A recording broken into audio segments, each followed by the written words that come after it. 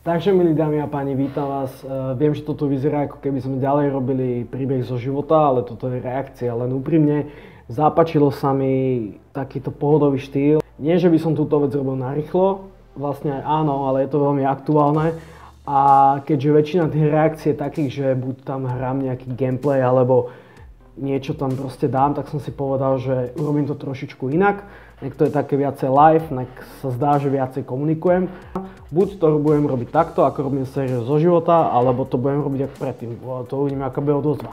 No a ten majstrovský dôvod, prečo vlastne som sa rozhodol a o čom bude toto video, je ten, že myslím si, že veľa ľudí čakalo veľa vecí, ale toto nikto nečakal. Pamätáte si všetci na Karla z českej relácii Prostšeno. Češi, ospravedlňujem sa za moju výslovnosť.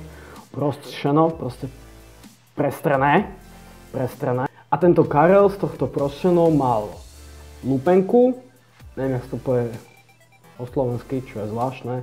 Proste mal lupiny, mal erekciu, mal Tourettov syndrom, pre tých, čo nevedia, čo to je. Tento Tourettov syndrom bol najväčší dôvod, že prečo sa tak vlastne riešilo. Pre tých, čo nevedia, čo je to Tourettov syndrom, vygooglite si to, existuje viacero druhov Tourettovho syndromu. Tento človek mal údajne konkrétne ten Tourettov syndrom, že vás to núti vykrikovať rôzne neslušné veci, neviete sa kontrolovať, proste máte nejaký tik, niekedy to vyzerá, že mám ho ja, ale hej, nemám Tourettov syndrom, nemám, fakt ho nemám.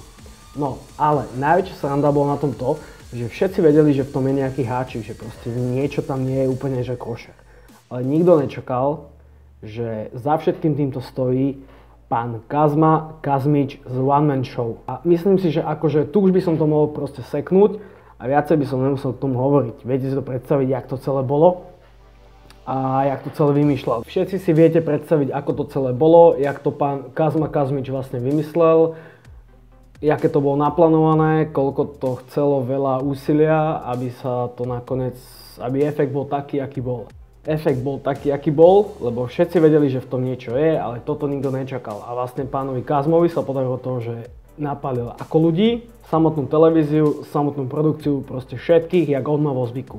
Komplet všetkých.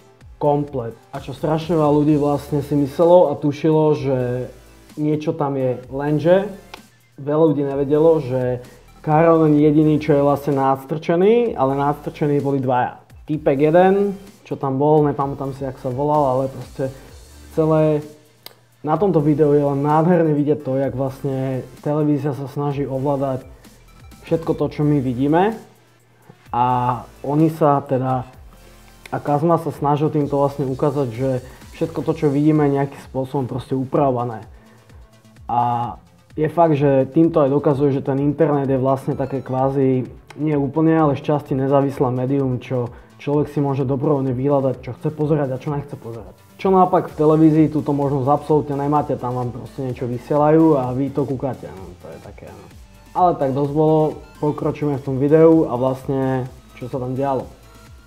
Na tomto videu môžeme krásne vidieť proste ten veľký projekt. Oni aj na konci hovorili, že ako dlho to celé vlastne spracovávali a pripravovali, ale proste toto bol veľký projekt, ktorý ukázal toho veľa a som strašne rád, že to nakoniec, bál som sa toho, že ak to dopadne s týmto Karlom a čo to vlastne bude zač, ale toto normálne uspokojilo moje chute, čo sa týka televízie. Toto bol jeden z najväčších fuckerov proste televíziám, čo som kedy asi v živote videl, ale v tom dobrom slova zmysle proste.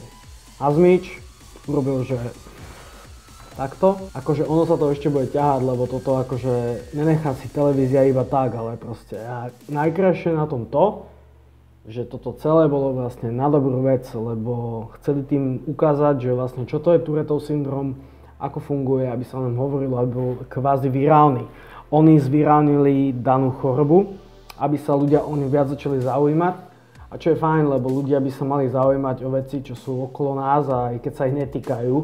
Ako nechcem nikomu nič želať, ale jedného dňa sa vás jedna choroba môže týkať, až potom si začnete zisťovať, že vlastne, že čo to je zač. Takže toto je podľa mňa taký hlavný message toho a takže nepriamo až keď ukázali, že čo je všetko za tým, tak v ľudí vzbudili takú tú, že aha, cítim sa jak idiot. A to sa mi strašne na Kazmovi ľúbi, že on vlastne nastavuje ľuďom to zrkadlo a ľudia sa potom ináč pozerajú na veci.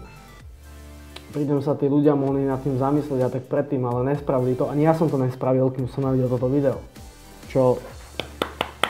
A vždy, keď si myslím, že tento mladý človek ma už nemá ničím prekvapiť, tak vždy sa niečo nájde, čím ma takto šokuje.